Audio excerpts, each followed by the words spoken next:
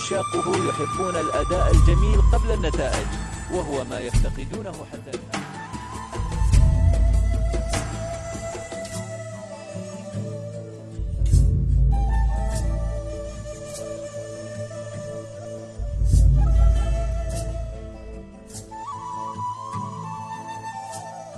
اللي فزنا فيها مباراة النصر فوز معنوي، لكن هذا ما يدلنا الوصل رد. الحمد لله أهم شيء أن الجمهور رجع، ونتمنى الفريق أنه يحس بالجمهور. هذا كل فريق في المركز الثامن أو التاسع جمهور بهالكثافة يحضر له، المفروض اللعيبة يحسون، الإدارة يحسون.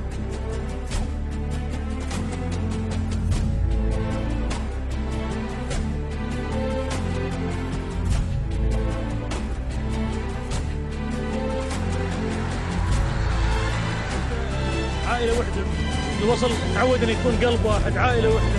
احنا اللي نتمناه نشوف فريقنا يفوز، نحن من حقنا أن نشوف فريقنا يفوز، ما كنا نطلب أكثر من هالشيء هذا. من حقنا نملك محترفين على مستوى، من حقنا نملك لعيبة مواطنين عندهم الروح على مستوى، من حقنا ناخذ إعداد يليق بنادي الوصل، من حقنا أن نحن يتم التعامل مع فريقنا كما تربينا، أن فريق الوصل وفريق مواسم سابقة احنا جمهور الوصل معروفين من قبل المباراة بساعتين 3 ساعات، احنا بعد يوميا احنا في النادي، مو ان احنا نتكلم جماهير الانديه ثاني يوم يعرفون.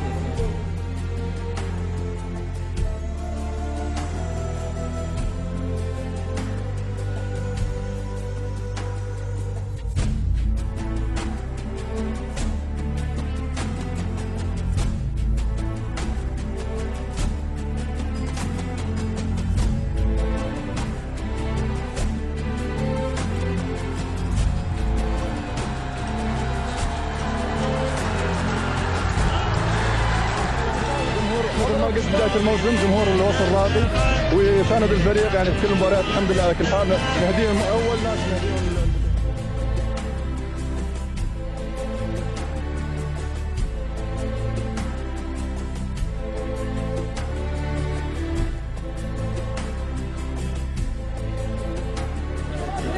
والله دائما اللي يسعى للنجاح ما يقول هذا حظ وانا بوقف له، لازم يسعى له. هذا درس من دروس بتاتا ما ننزع.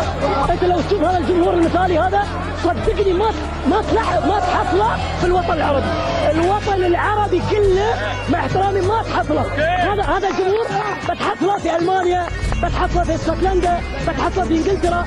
هاي جماهير شيء مش طبيعي. نحترم الخصم اللي قدامنا، هذا في المقام الاول، ودائما اذا في قتال في اصرار في الملعب الفريق ما في خوف، يعني سواء فاز ولا خسر، اهم شيء ان الواحد يدي اللي عليه ويكون مستواه جيد، لان اذا طلع من المباراه يبقى التقييم من الجهاز الفني ان اللاعب هذا لاعب، لكن دائما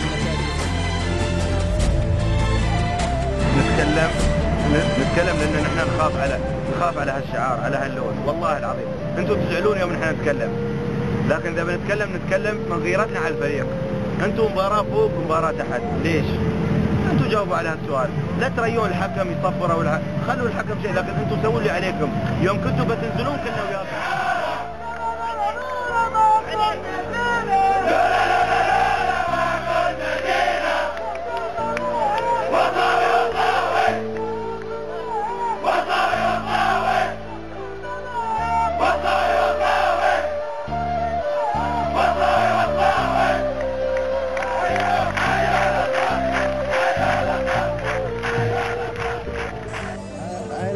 هم قلب الوصل، هم اللي يشجعون الوصل، ما حد غيرهم. خسارة الوصل كانوا وياهم، الحين فوز الوصل وياهم.